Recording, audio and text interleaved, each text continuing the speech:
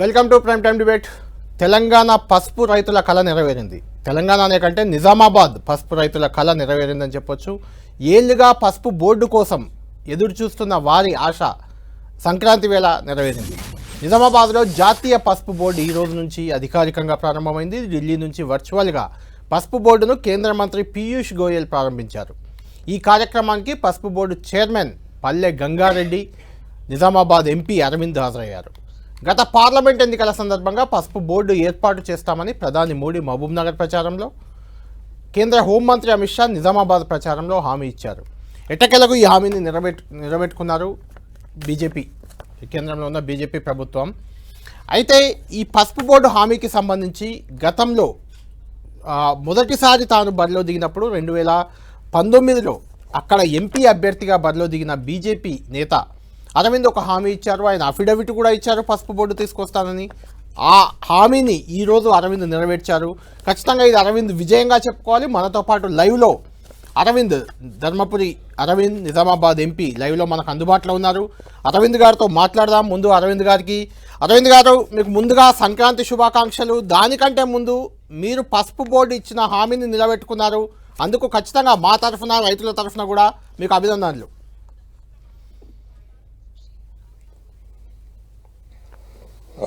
మీకు కూడా మీ ద్వారా 10 టీవీ ప్రేక్షకులందరికీ కూడా సంక్రాంతి శుభాకాంక్షలు అండి. మోదీ గారు ఇవాళ మనకి తెలుగు రైతాంగానికి, యావత్ భారతదేశం యొక్క పసుపు రైతాంగానికి బెస్ట్ పాసిబుల్ సంక్రాంతి గిఫ్ట్ ఇవ్వడం జరిగింది. దానికి యావత్ పసుపు రైతాంగం తరఫున ఆయనకి మనస్ఫూర్తిగా ధన్యవాదాలు తెలియజేస్తా ఉన్నాను. అరవింద్ గారు, గత ఎన్నికల సందర్భంగా తెలిసిన విషయమే, మీరందరు సీనియర్ జనరల్, మహబూబ్ నగర్లో మోడీ గారు, నిజామాబాద్లో ఈ ఎన్నికల ప్రచారంలో అమిత్ షా గారు కూడా హామీ ఇచ్చారు. ఆ సందర్భంగా వారు ఏం మాట్లాడారు ఒక్కసారి మనం విందాం, విని కంటిన్యూ చేద్దాం ఇంటర్వ్యూ. बड़े फैसले की आज मैं तेलंगाना की धरती से घोषणा कर रहा हूं. केंद्र सरकार ने हल्दी किसानों के लिए, हित के लिए और उनकी आवश्यकता को देखते हुए और उनके लिए भावी जो संभावनाएं हैं उसे देखते हुए नेशनल टर्मरिक बोर्ड के गठन का निर्णय किया है. टर्मरिक बोर्ड बनाने की मांग थी और ये अरविंद धर्मपुरी मोदी जी के इतने पीछे पड़ गए कि मोदी जी ने टर्मरिक बोर्ड बनाकर हल्दी किसानों के लिए बहुत बड़ा काम किया है. भाइयों बहनों, उसके हेडक्वार्टर के लिए भी यही आपके यहाँ बने, इसके लिए भी अरविंद पीछे पड़े हैं. इसको दूसरी बार एमपी बना दो, हेडक्वार्टर भी आपके यहाँ निश्चित रूप से आ जाए. అరవింద్ గారు, ఇది వేయడం ఉద్దేశం ఏంటంటే, ఖచ్చితంగా హామీ ఇచ్చారు మీరు, ప్రధాని మోడీ, మీరు కానీ అమిత్ షా కానీ హామీ ఇచ్చారు, నెరవేర్చారు. అమిత్ షా కూడా అన్నారు దీని వెనుక అరవింద్ గారు ఎంత వెంటబడి సాధించారు అని అమిత్ షా చెప్తున్నారు. ఈరోజు పీయూష్ గోయల్ గారు కూడా మీరు చేసిన ప్రయత్నాన్ని ప్రత్యేకించి ప్రస్తావించారు. అంటే జాతీయ పసుపు, మొత్తం ప్రపంచవ్యాప్తంగా ఉన్న పసుపు ఉత్పత్తిలో 75% మనకు ఇండియా నుంచే ఉంది. అందులో ఎక్కువగా మహారాష్ట్ర, ఆ తర్వాత తెలంగాణ. మొత్తానికి తెలంగాణలో నిజామాబాద్ ప్రాంత రైతుల కళ నెరవేర్చినట్లు మీకైతే ఖచ్చితంగా క్రెడిట్ దక్కుతుంది.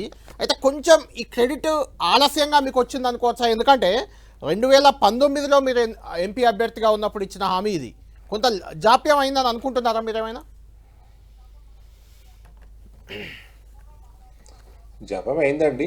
మనం కాదన్నా కూడా అది నమ్మశక్యంగా ఉండాలి కదా. జాప్యం అయింది, దాన్ని ఒప్పుకోవచ్చు. దానికి మేజర్ కారణం కోవిడ్ 2 సంవత్సరాల టైంలో ఏది కూడా కొత్త ఇన్స్టిట్యూషన్ పెట్టలేదు, ఆర్థిక పరిస్థితుల వల్ల, ఇతర పరిస్థితుల వల్ల. దాని తర్వాత ఆ టైంలో కూడా టైం వేస్ట్ చేసింది ఏం లేదు. స్పైసెస్ బోర్డ్ ద్వారా మనం చాలా పనులు చేసుకున్నాము.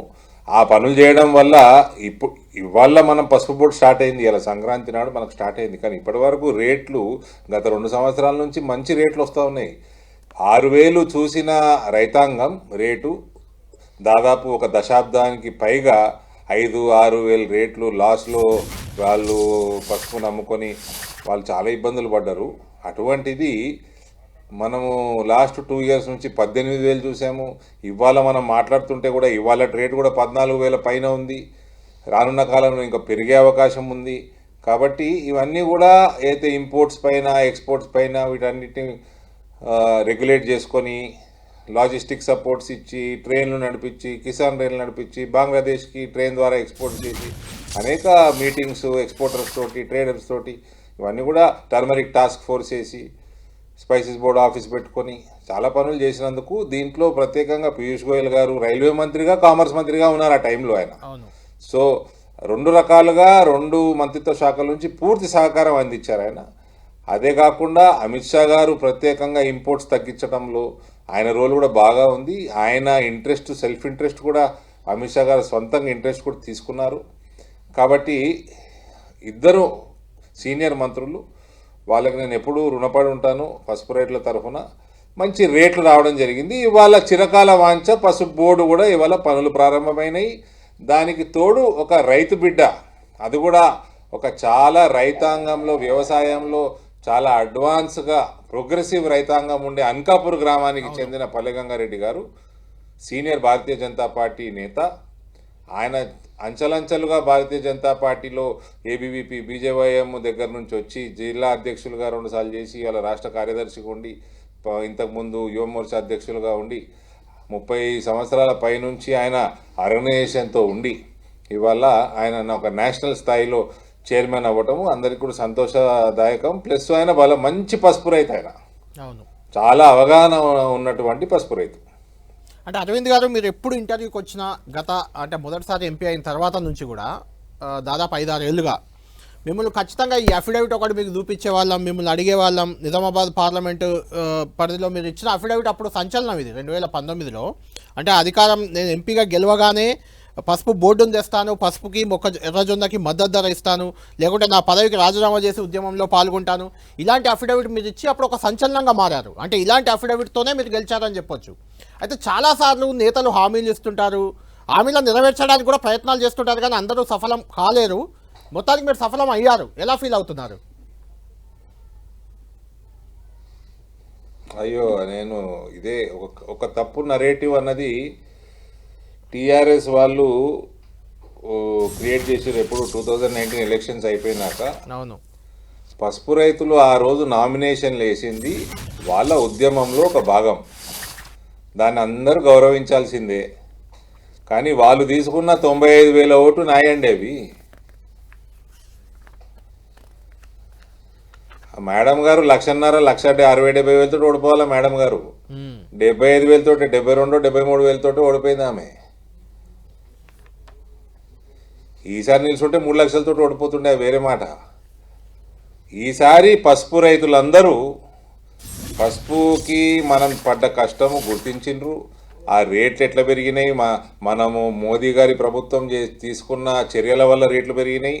దాని తర్వాత మోదీ గారు వచ్చి స్వయంగా ఆయన అనౌన్స్ చేయటము, అమిత్ షా గారు వచ్చి అనౌన్స్ చేయటము, ఇక్కడనే ఉంటుంది హెడ్ క్వార్టర్ నిజామాబాద్ ఇందూరులో అని, ఇవన్నీ కూడా రైతులు గమనించి మా శ్రమని గమనించి మాకు ఇచ్చిన ఆశీర్వాదం ఈసారి రైతాంగం అంతా ఈసారి వేసింది ఓటు. అందుకనే మాది కవిత కంటే 10 ఇంతలు ఎక్కువ బలమైన అభ్యర్థి జీవన్ రెడ్డి గారు లాంటి సీనియర్ నాయకులు ఉన్నా కూడా 1,10,000 72,000 నుంచి నా మార్జిన్ 1,10,000 పెరిగింది. అన్నిటికంటే ముందు మార్జిన్లు కాదండి, నిజామాబాద్ పార్లమెంట్ నియోజకవర్గంలో 48% పైన ఓటు భారతీయ జనతా పార్టీకి దాటింది. This is highest.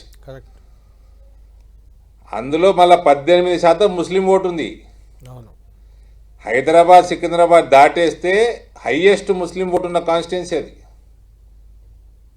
Even me MLA అభ్యర్థులకు కూడా మంచి ఓట్లే వచ్చాయి. మార్జిన్లు ఒకటే చూడొద్దు, భారతీయ జనతా పార్టీకి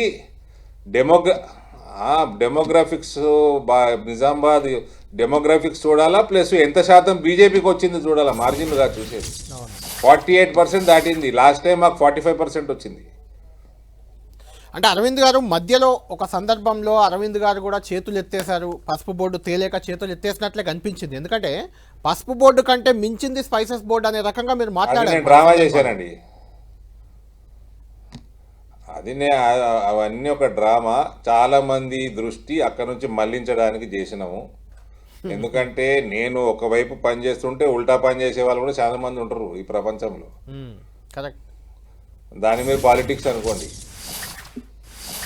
అంటే ఓవరాల్ అరవింద్ గారు ఈ పసుపు బోర్డు వల్ల ఎలాంటి ఉపయోగం రైతులకు సమకూరుతుంది అనేది, ఎందుకంటే చాలా రకాల అనుమానాలు ఉన్నాయి. పసుపు బోర్డు రాగానే అయిపోతుందా, పసుపు రైతుల చరిత్ర మొత్తం మారిపోతుందా, వాళ్ళకి ఎలాంటి ఇబ్బందులు ఉండవైగా, ఎప్పటికీ పసుపుకు మంచి మద్దతు ధర వస్తుందా, ఇలాంటి అనుమానాలు కూడా ఇంకా ఉన్నాయి రైతుల్లో చాలా మందిలో. ఇప్పుడు కేసీఆర్ తెలంగాణ తెచ్చిండా, కొట్లాడిండా, ముందుండి నడిపించిండా అంటే ఎస్ అంట నేను. కేసీఆర్ తెలంగాణ వచ్చినాక పోయి పండుకున్నాడా ఫామ్ హౌస్లో అన్నా కూడా ఎస్ అంట. తెలంగాణను భ్రష్టు పట్టించిండన్నా ఎస్ అంట. పట్టించుకోలేదు, నెగ్లెక్ట్ చేసిండన్నా కూడా ఎస్ అంట.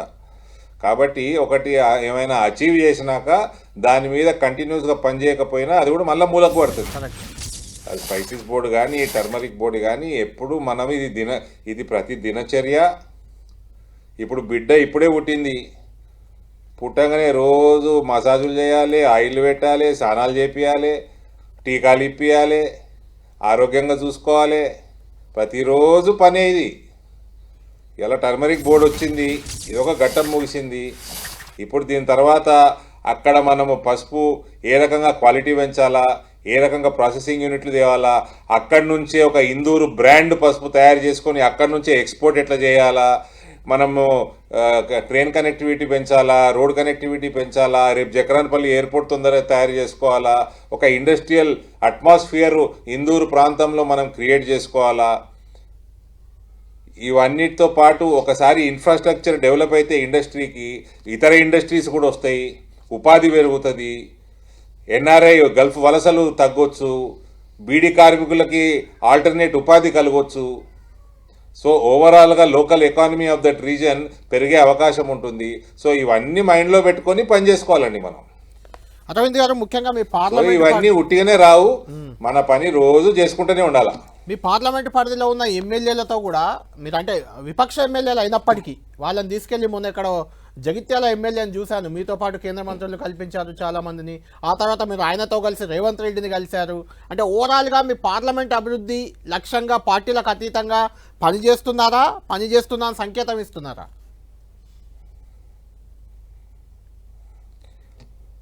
100% ఆఫ్టర్ ఎలక్షన్స్ ఇది మీరు సంకేతం అనుకోండి, పని చేస్తున్నాను అనుకోండి, రెండు మంచివే. సంకేతం ఇచ్చినా మంచి సంకేతమే కదా, డెమోక్రటిక్ సంకేతం. మంచిదే. సో మాకు రెండు నవోదయాలు వచ్చినాయి. అందరికంటే ఎక్కువ ప్రెషర్ నా మీద అవతల పార్టీ ఎమ్మెల్యేలది కాదు, మా రాకేష్ రెడ్డి ఇదే ఉంది, ఆరుమూరులో పెట్టమని. అవును. సో ఇప్పుడు ఏ ఎమ్మెల్యే ఆయన నియోజకవర్గంలో ఉండాలని కోరుకుంటాడు. కానీ మేము ఒక ఎంపీగా ఒక జిల్లాకి నవోదయ పాఠశాల వచ్చినప్పుడు ఆ జిల్లాలో వేరే విద్యా సంస్థలు ఎక్కడున్నాయి, ఇది రూరల్ ఏరియాకి సంబంధించిన ఇన్స్టిట్యూషను, రూరల్ ఏరియాస్కి అనుకూలంగా సెంటర్ చేసుకొని మనము అటువంటి ప్లేస్ చూస్ చేసుకోవాలా, దాన్ని లోకల్ గవర్నమెంట్ ఒప్పించాలా, ఆ గవర్నమెంట్ అదే ప్రపోజ్ చేయాలా. End of the day A party వాడైనా ప్రజలు ఎన్నుకున్న ఎమ్మెల్యేనే, ఏ పార్టీ వాడైనా ప్రజలు ఎన్నుకున్న ఎంపీనే ఫైనల్గా రేపు ఏ పార్టీ ప్రభుత్వంలో ఉన్నా ఈ స్కూళ్ళు ఆ ప్రాంతం మొత్తానికి అందరు ప్రజలకి, అందరు పిల్లలకి, చదువుకునే వాళ్ళకి కన్వీనియంట్ లొకేషన్లో ఉండాలా అన్న ఒక ధోరణితోటి అందరు ఎమ్మెల్యేలతోటి, ఒక ఎమ్మెల్యే నాతో వచ్చిండు, ఢిల్లీకి వచ్చిండు, ఇక్కడ మా కలిసిండు, ఆయన నియోజకవర్గ పనులకి, నా నియోజకవర్గం భాగమే ఆయన నియోజకవర్గం కూడా, మళ్ళీ మేము అటుపోయినాము. ఇది మేము ఇద్దరం కలిసి పోయినా కూడా నేను అందరు ఎమ్మెల్యేలతో మాట్లాడినాను, నేను ఆది శ్రీనివాస్ గారితో మాట్లాడినాను, నేను భూపతి రెడ్డి గారితో మాట్లాడినాను, నేను అందరితో మాట్లాడినానండి. So everybody are public representatives, we have to respect them, but we have to deliver most convenient place for the institution. Arvind garu, ఈ పసుపు బోర్డు ఏర్పాటు ద్వారా ఈ అరవింద్కి తిరిగే లేదు నిజామాబాద్ పార్లమెంట్లో అని అనుకుంటున్నారా, ఇంకా చేయాల్సిన పనులు చాలా ఉన్నాయి అనుకుంటున్నారా? ఇదొక పని సార్, ఇదొక పసుపు పంట ఒకటే ఉంటుందా? మా దగ్గర ఇతర పంటలు ఉన్నాయి, మా మహిళలు ఉన్నారు, యువత ఉన్నది, మా పెద్ద ప్రాబ్లం గల్ఫ్ వలసలు మా పెద్ద ప్రాబ్లము. ఇవన్నీ కూడా అన్నిటి మీద పనిచేస్తుంది. This is one. ఇది నాకంటే ఎక్కువ మీ మీడియానే దీన్ని ఎక్కువ హైప్ ఇచ్చింది. అంటే మీ అఫిడవిట్ వల్ల దీనికి హైప్ వచ్చింది, మీరు ఇచ్చిన అఫిడవిట్ తోటే దీనికి హైప్ వచ్చింది అంటే ఏమంటారు? సరే ఓకే సరే, నేను అంటే మీ అఫిడవిట్ ఒకటి అయింది ఒక తర్వాత 5 176 మంది రైతులు సరే, పోటీ చేయడం ఎండ కూడా ఒక కారణం. ఎండ ఒక కారణం. ఎస్, వాళ్ళు అది కూడా సంచలనమే. అవును. ఎనీహౌ మనకి ఇవాళ ఒక చాలా మంచి పరిణామం ఇది. ఎందుకంటే పసుపుని ఒక పంటగానే చూడకూడదు మనము. That is our culture. అది మంచి, ఇట్ ఈస్ ఆస్పీషియస్ ప్రోడక్ట్, అది ఆధ్యాత్మిక ప్రోడక్ట్ అది. అవును. సో పసుపు కోసం మనం ఎంత చేసినా తక్కువే. రైట్. ఫైనల్గా కేంద్రం నుంచి రాష్ట్రానికి సహకారం రావట్లేదనే రాజకీయ విమర్శ గతంలో కేసీఆర్ చేశారు, ఇప్పుడు రేవంత్ రెడ్డి కూడా చేస్తున్నారు. కేంద్ర ప్రభుత్వం రాష్ట్రానికి సహకరించేలా అరవింద్ కానీ మిగిలిన 7 ఎంపీలు, మీకు 8 మంది ఎంపీలు ఉన్నారు కదా, అంతా ఏమైనా యాక్షన్ ప్లాన్ ఏమైనా రూపొందించే అవకాశం ఏమైనా ఉందా? ఏది ఉండదు సార్, ఇవన్నీ రాజకీయ విమర్శలే. ఇవన్నీ రాజకీయ విమర్శలే. ఇవేవి కూడా నిజాలు కావు. ఏ రాష్ట్రానికి కూడా కేంద్ర ప్రభుత్వం తక్కువ చేయలేదు, చేయజాలదు. అన్నిటికీ సిస్టమ్ ఉంటుంది. ఆ సిస్టమ్ ప్రకారంగా ఫండ్ ఫ్లో ఉంటుంది. దాన్ని సద్వినియోగం చేసుకొని మనం ముందుకు పోవాలా. అది కాంగ్రెస్ పైన బీజేపీ విమర్శలు చేయటము, బీజేపీ పైన కాంగ్రెస్ విమర్శలు చేయటము, ఈ ఇద్దరి పైన టీఆర్ఎస్ విమర్శలు చేయటము, ఇవన్నీ ఈ రాజకీయాలు. బట్ సిస్టమ్ అన్నది సెంట్రల్ గవర్నమెంట్ సిస్టమ్ బలంగా ఉంటుంది. సెంట్రల్ గవర్నమెంట్ దగ్గర ఎప్పుడు ఫండ్స్ తక్కువ ఉండవు. బ్రహ్మాండంగా అన్ని స్టేట్స్కి వాటి షేర్ తప్పకుండా పోతుంది. రైట్. అరవింద్ గారు, ఫైనల్ క్వశ్చన్. ఇప్పుడు రాష్ట్రం అంతా కూడా ముఖ్యంగా భారతీయ జనతా పార్టీకి గతంలో ఎప్పుడు రాష్ట్ర అధ్యక్షుడు ఎవరవుతారు, ఏమవుతారు, ఈ పెద్ద చర్చ ఉండేది కాదు, ఎప్పుడు ఉండేది కాదు. కానీ ఈసారి ఎవరవుతారు, ఏమవుతారు అనే చర్చతో పాటు అరవింద్ గారు కూడా రేస్లో ఉన్నారని ఒక చర్చ బయట పెద్ద ఎత్తునుంది. ఈ పసుపు బోర్డు ద్వారా అరవింద్ ఇమేజ్ ఇంకా కొంచెం గ్రాఫ్ పెరిగినట్లు కనిపిస్తుంది. భారతీయ జనతా పార్టీ అధ్యక్షుడు ఎవరు కాబోతున్నారు, ఎప్పుడు కాబోతున్నారు, మీకేమైనా సమాచారం ఉందా? చూడండి, అది ఎంత మనకి అది అయ్యేంత వరకు ఈ చర్చ కొనసాగాలి. మీ ఛానల్ అన్నిటికో పని ఉండాలి కదా. మళ్ళా చర్చించండి, చర్చ పెట్టండి, తప్పేం లేదు, చర్చించండి. రైట్. థ్యాంక్ యూ అరవింద్ గారు, థ్యాంక్ యూ. మొత్తానికి పసుపు బోర్డు కళ అనేది ఆ రైతులు, నిజామాబాద్ రైతులు ప్రధానంగా ఆ రైతుల కళ నెరవేర్చారు ధర్మపురి అరవింద్ గారు. గత పార్లమెంట్ ఎన్నికల సందర్భంగా హామీ ఇచ్చినప్పటికీ కొంత జాప్యంతో అయినా ఇచ్చిన హామీని నిలబెట్టుకున్నారు. దీనివల్ల అక్కడ రైతాంగానికి ఖచ్చితంగా మేలు జరిగే అవకాశం అయితే కనిపిస్తుంది. చూడాలి ఎంత మేలు జరుగుతుంది, ఆ రైతుల ఆశలు ఏ రకంగా నెరవేరబోతున్నాయి అనేది మనం వేచి చూడాలి. ఇది ధర్మపురి అరవింద్ గారితో స్పెషల్ ఎక్స్క్లూజివ్ ఇంటర్వ్యూ.